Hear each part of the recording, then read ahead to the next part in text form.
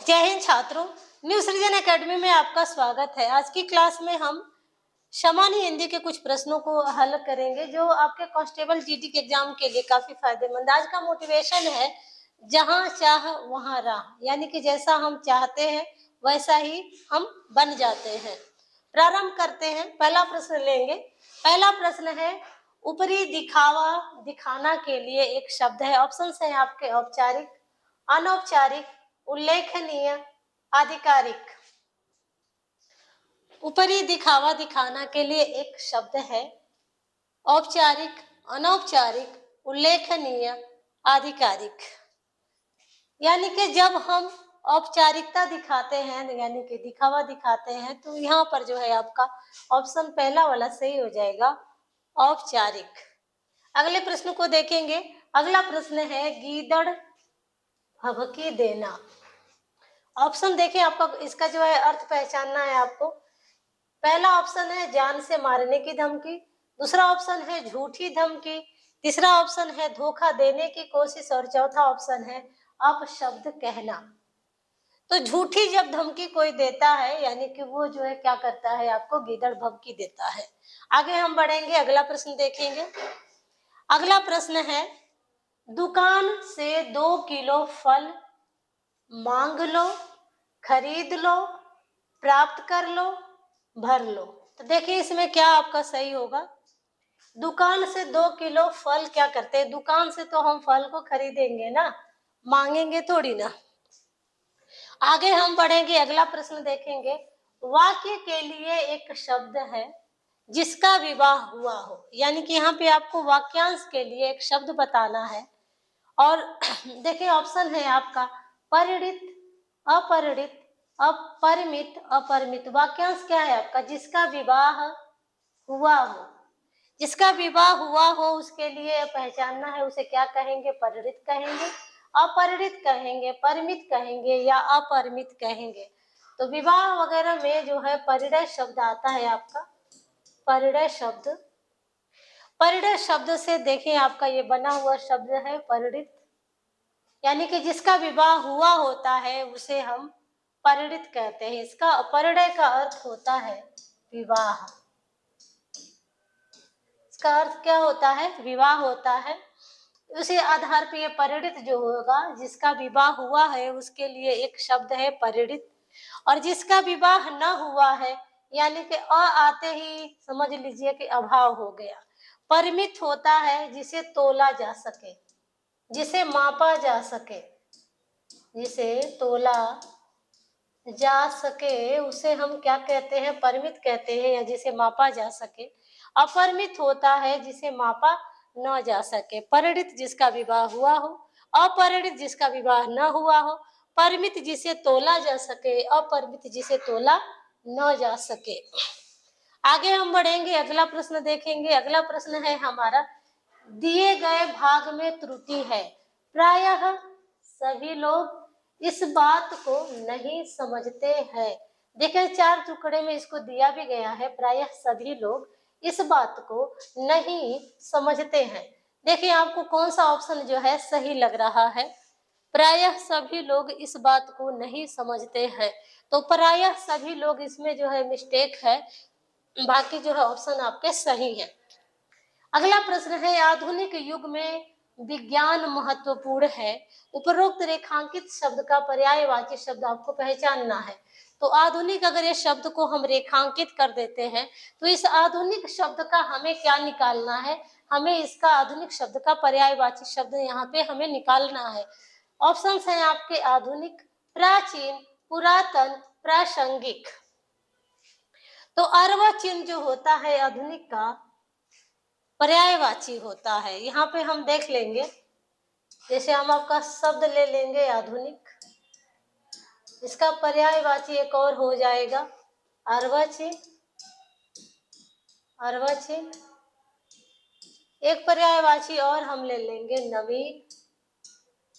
और फिर जब हम इसका विलोम करेंगे तो विलोम में क्या क्या आएगा, आपका आ जाएगा प्राचीन, आ जाएगा पुरातन। ये दोनों आपके जो है सिमिलर शब्द एक दूसरे के पर्यायवाची है। प्रासंगिक का अगर देखा जाए तो यहाँ पे विलोम की बात करें तो अप्रासंगिक हो जाएगा इसका विलोम, अप्रासंगिक। आगे हम बढ़ेंगे, अगले प्रश्न को देखेंगे। अगला प्रश्न है हमारा शुद्ध वर्तनी वाला शब्द, इसमें हमको पहचानना है। यह बिल्कुल आसान प्रश्न है। यज्ञवल्क्य ऑप्शन है, याज्ञवल्क्य, याज्ञवल्क, यज्ञालक। तो देखिए आपको कौन सा ऑप्शन जो है आपका सही लग रहा है, कौन सा ऑप्शन आपका सही लग रहा है। तो याज्ञवल्क्य जो है ऑप्शन सही हो जाएगा। आगे हम बढ़ेंगे अगले प्रश्न की तरफ। अगला प्रश्न है समान उदर से जन्म लेने वाले के लिए एक शब्द होगा। यहाँ पे हमें पहचानना है कि समान उदर से, यानी कि एक ही उदर से जो बच्चे पैदा होते हैं वे क्या कहे जाते हैं, सहोदर कहे जाते हैं, अंतोदर कहे जाते हैं, अंतज कहे जाते हैं, या फिर अंडज कहे जाते हैं। तो जो समान उदर से जो बच्चे पैदा होते हैं वे आपके जो है सहोदर कहे जाते हैं। जो दो उदर से पैदा होते हैं जो बच्चे, वे जो है अंतोदर कहे जाते हैं। और जो निम्न कुल में जो व्यक्ति जन्मा होता है, यहाँ पे लिख लेंगे, निम्न कुल में जन्मा व्यक्ति, निम्न कुल में जन्मा व्यक्ति अंतज कहलाता है। और अंडे से उत्पन्न, अंडे से उत्पन्न अंडज कहलाते हैं। और पिंड से उत्पन्न, पिंड से या फिर कहेंगे शरीर से, शरीर से उत्पन्न आपके पिंडज कहे जाएंगे।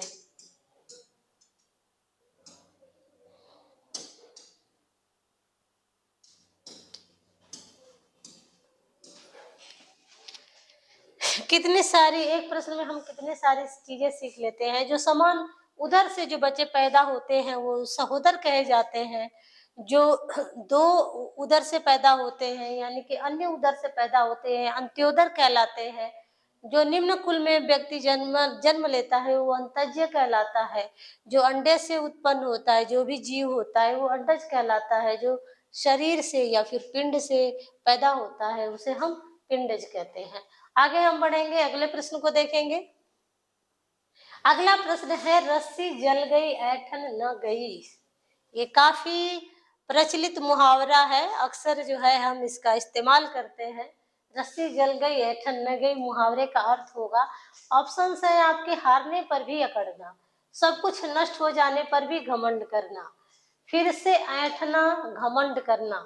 तो ऑप्शन आपका दूसरा वाला सही हो जाएगा। सब कुछ नष्ट हो गया लेकिन फिर भी घमंड अभी बाकी है। आगे हम बढ़ेंगे, अगला प्रश्न देखेंगे। अगला प्रश्न है हमारे देश में बहुत से झरने डॉट डॉट की देन है। यहाँ पर जो डॉट डॉट है, जो रिक्त स्थान है, उसकी पूर्ति करनी है हमें।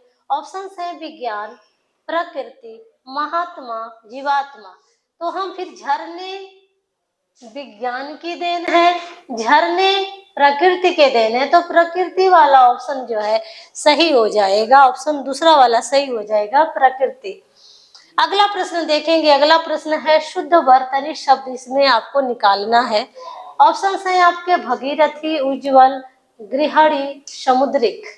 तो देखिए जो उज्ज्वल है ये बार बार परीक्षाओं में आपसे पूछा जाता है और ऑप्शन जो है ये वाला सही है। भगीरथी जो है शुद्ध शब्द नहीं है, भगीरथी का हो जाएगा भागीरथी, भगीरथी का हो जाएगा भागीरथी। उज्ज्वल ये जो है आपका शुद्ध वर्तनी है। ये जो गृहणी है ये होगा आपका गृहिणी होगा। इसी तरह से एक और शब्द आता है विरहड़ी, आपको कहीं कहीं देखने के मिल जाता है, तो अशुद्ध होता है। विरहिणी जो है शुद्ध शब्द होगा। समुद्रिक जो है ये भी रॉन्ग है, ये होगा आपका सामुद्रिक, सामुद्रिक सही हो जाएगा।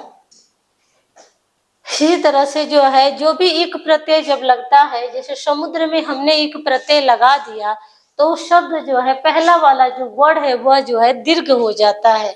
जैसे हम एक उदाहरण और ले लेंगे, जैसे कोई शब्द है समाज, समाज में हमने जोड़ दिया एक प्रत्यय को, जब एक प्रत्यय समाज में जुड़ा तो जो पहला जो वर्ण है वहां पे जो है दीर्घ मात्रा हो जाएगी, इसलिए जो ये शब्द जो है बन करके तैयार हो जाएगा सामाजिक।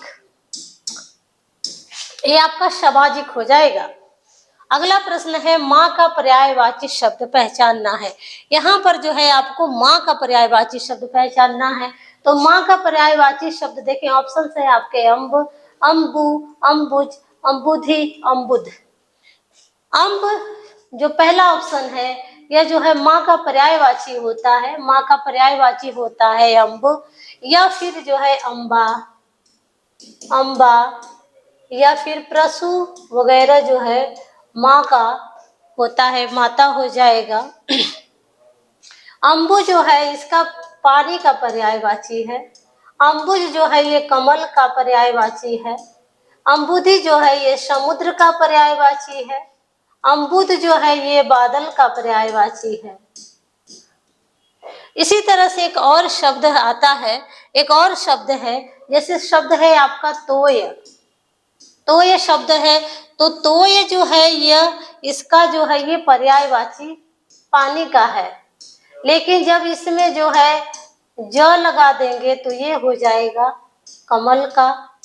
जब इसमें हम तोय में द लगा देंगे तो ये हो जाएगा बादल का। जब इसमें हम धी लगा देंगे तो यह जो है शब्द पर्यायवाची हो जाएगा समुद्र का।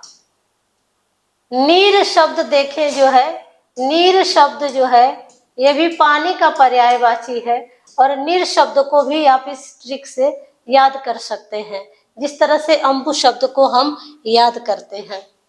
तो आगे बढ़ते हैं अगले प्रश्न की तरफ। अगला प्रश्न है कपड़ा का पर्यायवाची शब्द है। यहाँ पे आपको कपड़ा का पर्यायवाची शब्द पहचानना है। ऑप्शन है आपके अम्ब, अम्बा, अंबर, अम्बुधि। अम्ब, अम्बा, अंबर, अम्बुधि जो है, देखे तो अम्ब जो होता है या फिर अम्बा, यानी कि दोनों जो है किसका हो जाएंगे, माँ का पर्यायवाची हो जाएंगे।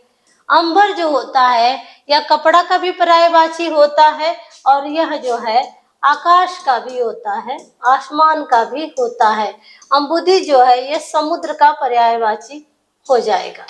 आगे हम बढ़ेंगे अगले प्रश्न की तरफ। अगला प्रश्न है लहर शब्द का पर्यायवाची नहीं है। आपको यहाँ पे जो लहर शब्द है उसका पर्यायवाची नहीं है, वो पहचानना है। पहला ऑप्शन है उर्मी, ये आपका है। दूसरा है हिलोर, ये भी आपका जो है पर्यायवाची शब्द है लहर का। उल्लोल जो है ये भी आपका जो है पर्याय शब्द है, पर्यायवाची शब्द है। और जो भृंग है यही ऑप्शन आपका सही हो जाएगा इस क्वेश्चन का। यहाँ पे हमें पहचानना नहीं है। तो भृंग किसका है, भृंग जो है भौरे का है, भौरा, या फिर भ्रमर, या फिर मिलिंद, या फिर मधुकर, या फिर मधुप, ये सारे जो है किसके आएंगे, भौरे के पर्यायवाची शब्द है। आगे हम बढ़ेंगे अगले प्रश्न की तरफ। अगला प्रश्न है अर्क शब्द का पर्यायवाची नहीं है। यहाँ पे जो है अर्क शब्द पर्यायवाची है। ऑप्शन है आपके सूर्य, चंद्रमा, बिजली, तरंग। तो जो सूर्य है ये जो है अर्क का पर्यायवाची होता है, तरंग जो है लहर का हो जाएगा। आगे हम बढ़ेंगे। अगला प्रश्न है कामदेव का यहाँ पे हमें पर्यायवाची शब्द नहीं है, पहचानना है। तो स्मर जो होता है कामदेव का पर्यायवाची, अंगज भी होता है, पुष्प शर भी होता है, जो सखी शब्द होता है यह जो है ऑप्शन सही नहीं है, तो यही आपका ऑप्शन सही हो जाएगा। आगे हम देखेंगे अगला प्रश्न है प्राची शब्द का विलोम पहचानना है। तो प्राची का अर्थ होता है पूरब, और जो प्रतीचि है इसका अर्थ होता है पश्चिम। ये आपके ऑप्शंस है उदीची, प्रतीचि, अवाची, समीची। अवाची का होता है दक्षिण, समीची का होता है मंत्रोच्चारण, मंत्रोच्चारण, उदीची का होता है उत्तर। इस आधार पे देखेंगे तो इस तरह से एक मैप बना लेंगे। इस मैप पे आपका ये हो जाएगा उत्तर, ये हो जाएगा आपका दक्षिण, ये हो जाएगा आपका पूरब और ये हो जाएगा आपका पश्चिम। उत्तर दिशा है, इधर आपकी आएगी उदीची, इसका विलोम हो जाएगा अवाची यानी कि दक्षिण। पूरब जो है इसका नाम है प्राची और पश्चिम वाले का है प्रतीची। ये वाला जो दिशा है इसे हम कहते हैं ईशान, यानी कि उत्तर और पूर्व के बीच का जो कोण होता है वो ईशान कहलाता है। पूरब और दक्षिण के बीच का जो कोण होता है वह आपका अग्नि कोण कहलाता है, अग्नि कोण। और जो दक्षिण और पश्चिम के बीच का होता है उसे हम कहते हैं नैऋत्य।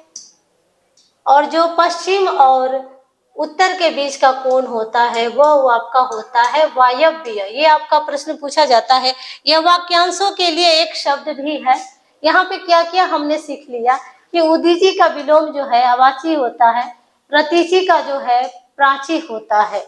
आगे हम बढ़ेंगे, ईशान का देखेंगे तो ईशान का नैऋत्य हो जाएगा, वायव्य का क्या हो जाएगा, वायव्य का अग्निकोण हो जाएगा। तो ये एक दूसरे के विलोम भी हो गए, वाक्यांश भी हमने समझ लिया और दिशाएं भी हमने समझ लिया और कोण भी हमने समझ लिया।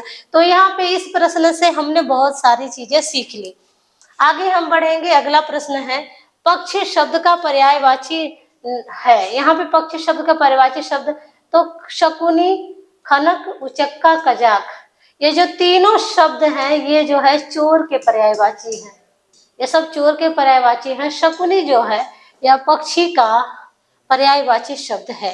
आगे हम बढ़ेंगे, अगला प्रश्न है और यह जो है इस क्लास का आखिरी प्रश्न है। प्रश्न है लक्ष्मी का पर्यायवाची शब्द नहीं है। इसमें जो है आपको लक्ष्मी का पर्यायवाची शब्द जो नहीं है उसे पहचानना है। नहीं पे फोकस करेंगे तो अब्धिजा जो है समुद्र की पुत्री लक्ष्मी होती है, अब्जा भी होती है और अब्जवाहना भी होती है। अब्जवाहना भी होती है और अब्जा भी होती है। यहाँ पे जो अम्बा है या प्रसु या यम्ब जो है ये माँ का पर्यायवाची शब्द होता है। तो ऑप्शन जो है चौथा वाला सही हो जाएगा। पढ़ाना अगर आपको अच्छा लग रहा है, आपको लगता है कि ये क्लास जो है आपके काम की है, तो जितना हो सके अपने दोस्तों में शेयर कर दीजिए और चैनल को सब्सक्राइब कर दीजिए ताकि तुरंत जो है आपको वीडियो प्राप्त हो सके। जितना हो सके लाइक का बटन दबाएं, जितना हो सके बच्चों को शेयर करें। आज के लिए बस इतना ही, मिलते हैं फिर नेक्स्ट क्लास में। Thank you students.